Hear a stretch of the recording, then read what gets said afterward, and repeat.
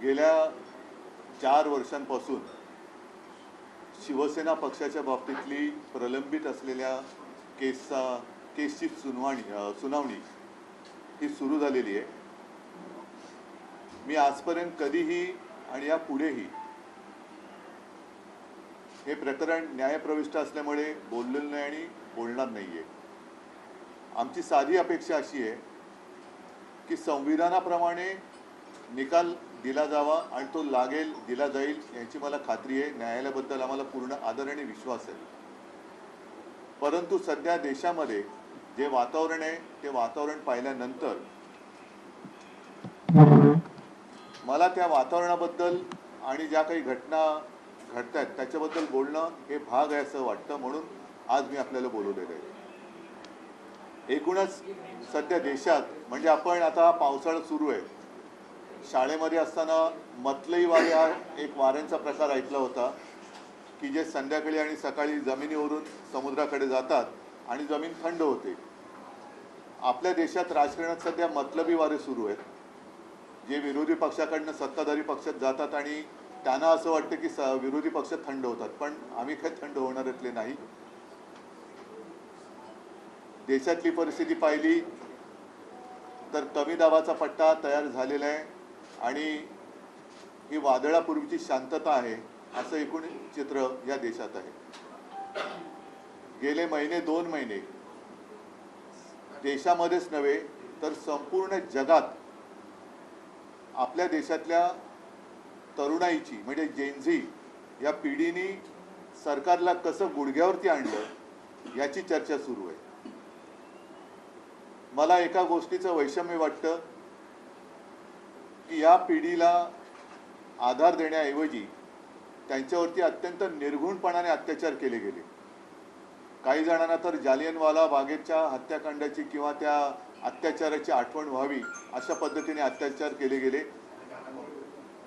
मी पुन्हा त्याचं काही हे नाही करत, पण आठवण तर केलीच पाहिजे की लाठीला खिळे लावून मारले गेले, अश्रुधूर सोडले गेले, पेलेट गननी त्यांच्यावरती छऱ्या मारले गेले, कोणाची डोकी फोडली, कोणाचे पाय मोडले. अत्यंत वाईट पद्धतीने त्यांना ट्रोल करण्यात आलं, त्यांना देशद्रोही संबोधण्यात आलं. आणि एवढं केल्यानंतर त्यांच्याबरोबर बोलण्याची पंतप्रधानांची तयारी नाही आहे. त्यांच्याबरोबर बोलण्याची गृहमंत्र्यांची हिंमत नाही आहे. आज संपूर्ण विरोधी पक्ष आणि संपूर्ण देश पंतप्रधानांकडून आणि गृहमंत्र्यांकडून उत्तर मागतोय की अत्याचार तुम्ही का केलेत आणि कशासाठी केले. एका मंत्र्याचा राजीनामा घेतला म्हणून हा काही प्रश्न सुटत नाही, तर संपूर्ण सिस्टीम म्हणजे सरकार आता बदललं गेलं पाहिजे. मधल्या काळामध्ये आपल्याला कल्पना आहे की न्यायमूर्ती जामदार हे म्हणाले होते की त्यांच्याकडे म्हणजे भाजपकडे वॉशिंग मशीन आहे आणि कोणी किती गुन्हे करा वॉशिंग मशीनमध्ये गेल्यानंतर ते धुतले जातात. मग तोच एक मुद्दा घेऊन मला आज एक बातमी जी आलेली आहे ती सगळ्यांना आपल्याला दाखवायची आहे, जी काल मला कल्पना नाही आपल्यापैकी किती चॅनलनी ही बातमी दाखवली असेल त्यातल्या बारकाव्यासहित. आणि ही बातमी म्हणजे जे मी म्हटलं की पंतप्रधानांना आपल्या देशाचे जे भाग्यविधाते आहेत त्या तरुणांना ते भेटत नाहीत. अगदी रात्री मध्यरात्री एकदम काय ते फ्रेंड्स म्हणून त्यांना इंस्टाग्रामवरून संदेश देतात. म्हणजे आता ही एक बघण्यासारखी गोष्ट आहे की कोरोनाच्या काळामध्ये जेव्हा मी फेसबुक लाईव्ह करत होतो तेव्हा मला जे उपदेश देत होते की फेसबुकवरून सरकार चालत नाही, आता इंस्टाग्रामवरून सरकार चालवण्याची वेळ आलेली आहे. एवढी यांची आता हालत खराब झालेली आहे. आणि मला नाही वाटत अशी म्हणजे कदाचित ही खरं आहे की जे काँग्रेसला जमलं नाही गेल्या 60-65 वर्षात त्यावेळेला ते यांनी करून दाखवलं. कारण काँग्रेसने एवढ्या शिव्या त्यांच्या डोळ्या देखत कधीच खाल्ल्या नव्हत्या. तेवढ्या शिव्या आणि नालस्ती पंतप्रधान माननीय पंतप्रधान आणि गृहमंत्र्यांच्या वाटेला आलेल्या आहेत. साहजिकच आहे, परत एकदा सांगतो की या तरुणांना भेटण्यासाठी यांच्याकडे वेळ नाही किंवा त्यांना कमीपणा वाटतो. मात्र जे गद्दार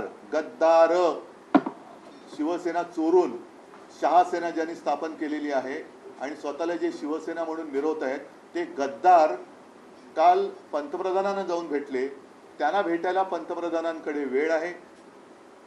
शहा सेनेचे प्रमुख शहा काल मुंबईत होते, त्यांचं स्वागत त्यांनी ठेवलेल्या या गद्दारांनी केलं असेलच. मात्र हे गद्दार खासदार यांना भेटायला मोदींना वेळ आहे. मोदी त्यांना नुसते भेटलेच नाही, तर मोदींनी जे काय त्यांना सांगितलं की जसं आपण म्हणतो की स्वामी समर्थांना आपण एक त्यांच्या चरणी लीन होतो, याचं कारण का की संकटाच्या वेळेला आपल्या पाठी कोणीतरी आहे. म्हणून स्वामी समर्थांचं जे वाक्य आहे की भिवू नकोस, मी आहे तुझ्या पाठीशी, तसं आता मोदी नवीन स्वामी झालेत की काय. म्हणजे देशात तरुणाई तर त्यांना यथेच्छ त्यांची निंदा नालस्ती करते, पण मोदी महाशय या गद्दारांना सांगतायत की भिवू नकोस, मी तुमच्या पाठीशी आहे. म्हणजे हे एक म्हणजे फार विचित्र आहे.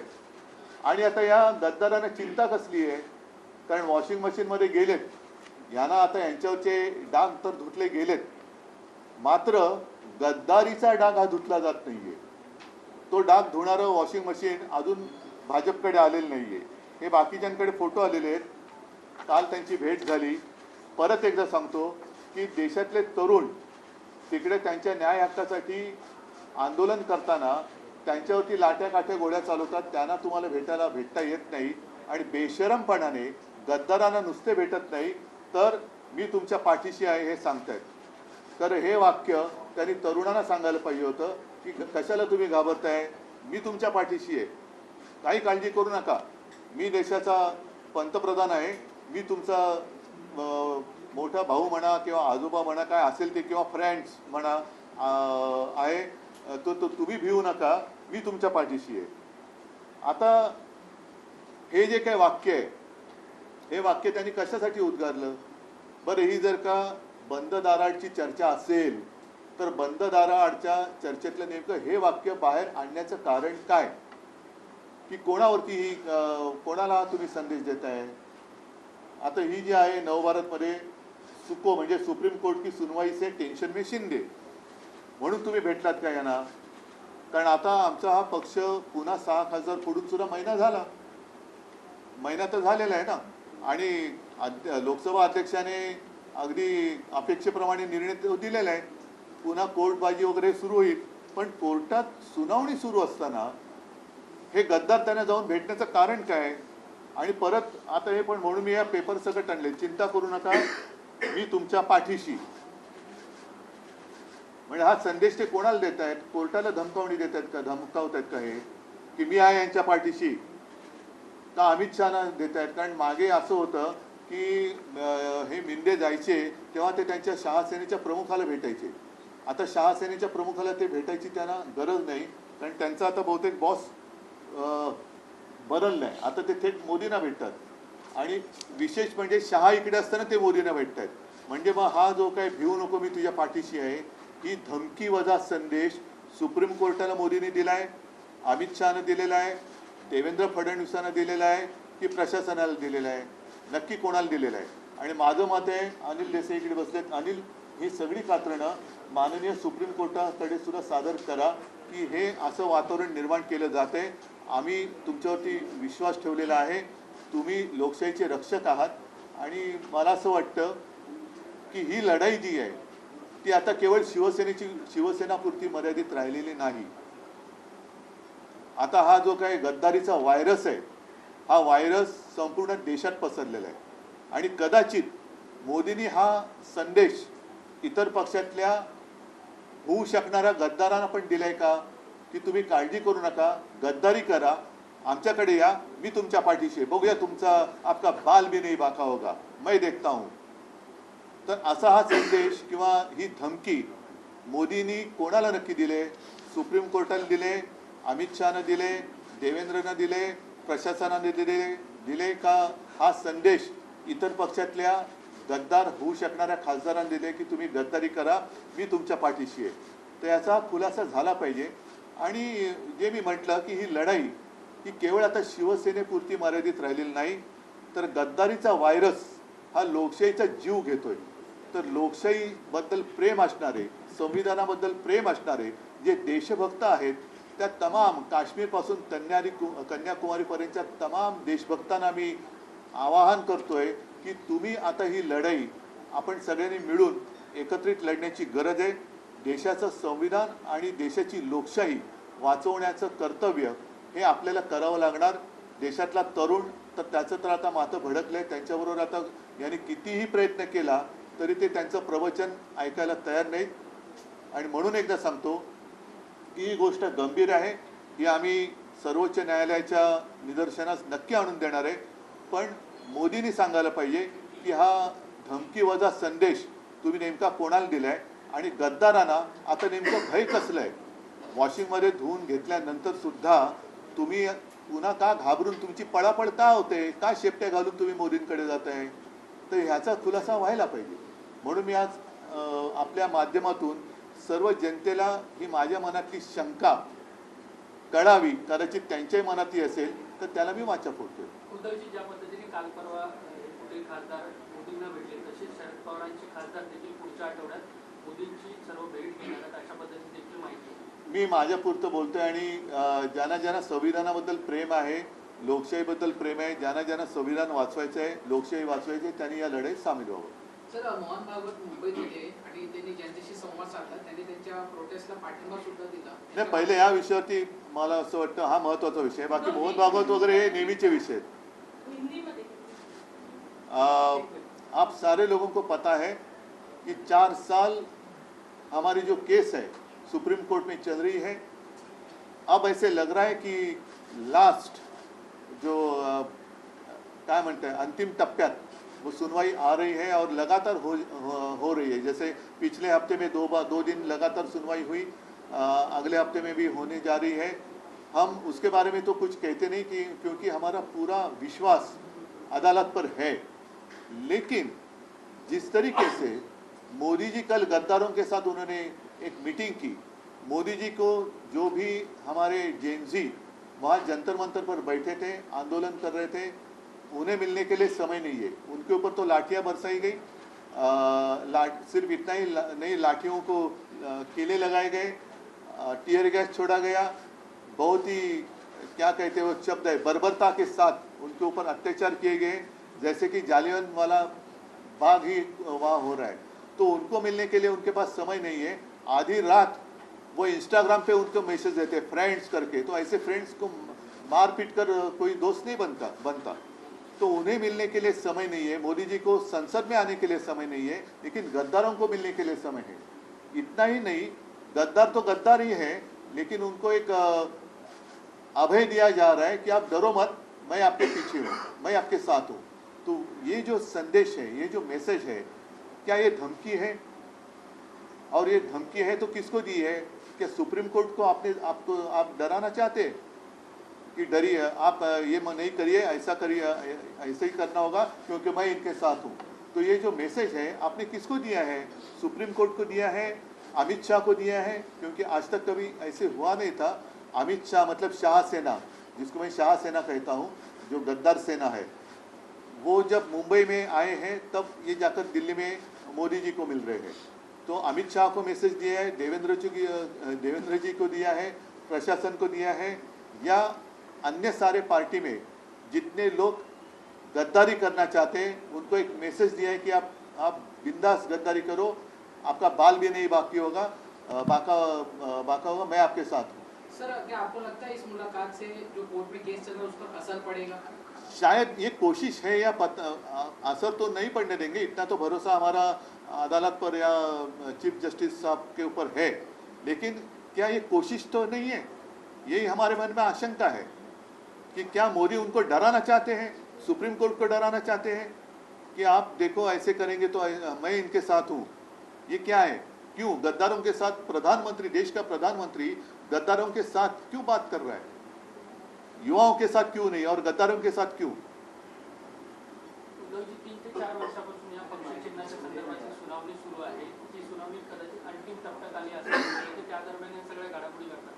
त्यामुळे न्याय मिळेल किंवा निकाल लागेल असं वाटतंय.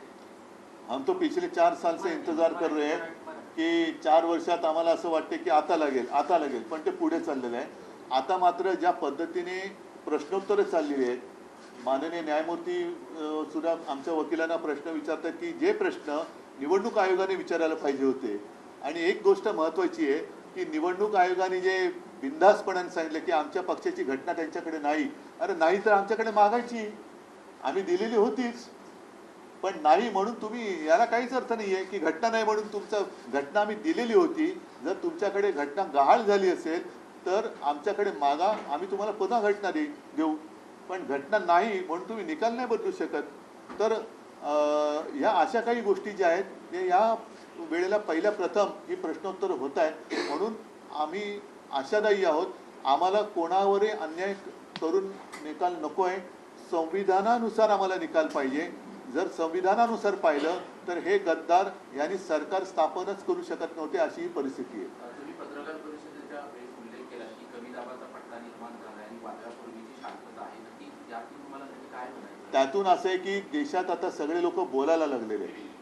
देशात सगळे लोक आता या मोदी सरकारविरुद्ध बोलायला लागलेले आहेत. कारण आता फसवणुकीचे दिवस गेले. आजचे दिन वाट बघता बघता अत्यंत वाईट दिवस यायला लागलेले आहेत. आणि हे याच्यासाठी लोकांनी सरकारला पाठिंबा नव्हता दिला. गद्दारी करून सरकार वाचवणं याच्यासाठी ज्यांनी कोणी मतं दिली त्यांनी मोदींना मतं नव्हती दिली. एकीकडे मोहन भागवत तरुणांशी संवाद साधला, पण तरुण ऐकायला तयार नाही आहेत. मोहनजी काल आले होते, तरुणांशी एक संवाद साधण्याचा त्यांनी एक केविलवाणा प्रयत्न जरूर केला. पण त्यातनं बाहेर पडलेल्या तरुणांची जी काही प्रतिक्रिया आहे ते कोणी ते ऐकायच्या मानसिकतेत नाही. त्यांचं म्हणणं की तुम्ही आत्ता काय करताय आणि प्रवचनं काय देतात तुम्ही, हे सुधरत का नाही आहे. सरकार तुमचं आहे ना, सरकार तुमचं आहे, तुम्ही मेहनत करून आणलेलं सरकार आहे. हे सरकार असं वागताना तुम्ही गप्प का बसलात, का तिकडे जाऊन भेटला नाही लोकांना. आणि तिकडे आता सुद्धा अमित शहाचा राजीनामा मागितला जातोय. जर RSS सरकार चालवत असेल आणि RSSचं भाजप ऐकत असेल तर मोहनजींनी मुलांची संवाद साधण्याच्या आधी अमित शहाचा राजीनामा घेऊन मग साधायला पाहिजे. तरुणांच्या आणि पंतप्रधानांचे अनेक ठिकाणी पोस्टर्स लागले, ज्यांचे आणि अशा पद्धतीचं हे भाडोत्री लोक आहे. या भाडोत्री ही आता काय झालंय, भाजपला आता फेस सेव्हिंग राहिलेलं नाही कारण त्यांच्या तोंडाला फेस आलाय. म्हणून जसं ते ट्रोलर गँग आहे, हे गँग आहे, त्या गँग आहे, तशी त्यांची पोस्टर गँग आहे. सोडून द्या. मला हा विषय फार आता महत्त्वाचा वाटतो की आमच्या केसची सुनावणी सुरू असताना जे पंतप्रधान जेनझींना नाही भेटले ते पंतप्रधान गद्दारांना भेटतायत आणि गद्दारांना सांगतायत की भिवू नका, मी तुमच्या पाठीशी आहे. हे फार आक्षेपार्ह आहे आणि ह्याची दखल आम्ही तर घेतोच आहोत. जनतेने घेतली पाहिजे, पण सर्वोच्च न्यायालयाने सुद्धा घेतली पाहिजे आणि विचारलं पाहिजे की नेमकं तुम्ही कोणाला बोललेला आहात. सर, तुम्ही हा मुद्दा न्यायालयात मांडणार का? यांची भेट झाली नाही नेमकं? नाही, आम्ही ते मांडू आता. पण हे मी जनतेच्या न्यायालयात तर पहिल्या प्रथम मांडतोय. जनतेच्या न्यायालयात आपल्या माध्यमातून मी मांडतोय आणि हे आक्षेपार्ह आहे. पहिली गोष्ट, कोणाच्या पाठीशी वगैरे हा तर भाग वेगळाच. पण गद्दारांना आमच्या देशाचा पंतप्रधान भेटतोय आणि गद्दारी केल्याबद्दल भिवू नका, मी तुमच्या पाठीशी सांगतोय, हे फार निंदनीय आहे. ठीक आहे, चला, धन्यवाद. छोड़ दो ना, इतना इम्पोर्टेंट क्यों दे रहे हैं उसको? जो आए और गए भी नहीं, वो आए भी और गए भी, किसी ने गंभीरता से लिया भी नहीं. नहीं, मैंने उनको मैं नहीं दे रहा हूँ इम्पोर्टेंस. मेरे लिए देश का नहीं, इसलिए मैं नहीं दे रहा, इसलिए मैं नहीं बोलना चाहता. नहीं, कहाँ पे? नहीं, उनके साथ भी वहाँ की सरकार ने डायलॉग करना चाहिए. और बच्चे हैं, उनके साथ बात होनी चाहिए, करनी चाहिए. वो क्या मांग रहे हैं, क्या करना चाहते हैं, क्या चाहते हैं, तो बातचीत तो होनी चाहिए. क्या आप लोग जाएंगे उनसे मुलाकात करने जैसे आप दिल्ली गए? करेंगे, कोशिश करेंगे. अगर चाहे तो मैं जाऊंगा भी, ऐसी कोई बात नहीं है. ठीक है, फिलहाल मैं दोहराता हूँ. बाद जिस तरह से प्रशांत किशोर की जीत हुई और फिर नहीं, छोड़ो ना, अभी इस मुद्दे से आप गुमराह नहीं करना किसी को. ये मुद्दा आज के दिन महत्वपूर्ण मुद्दा है. मैं दोहराता हूँ कि प्रधानमंत्री जी को जेनजी के साथ मुलाकात करने के लिए, ये डायलॉग करने के लिए समय नहीं, लेकिन गद्दारों के साथ वो डायलॉग कर रहे हैं. और इतना ही नहीं, उनको एक वो आश्वस्त कर रहे हैं कि आप डरिए मत, मैं आपके साथ हूँ. तो ये बहुत ही गंदी बात वो कर रहे हैं. इस तरीके से प्रशासन उनसे हमें अपेक्षित नहीं था. सर, पीएम जो मुलाकात कर रहे हैं, लोकसभा में बहुत सारे बिल आने वाले हैं, डीलिमिटेशन का बिल है. नहीं, ठीक है, वो उसके ऊपर जब की तब बात करेंगे. है चलो deportation का धन्यवाद सवाल सगळ्यांना. जय हिंद, जय महाराष्ट्र.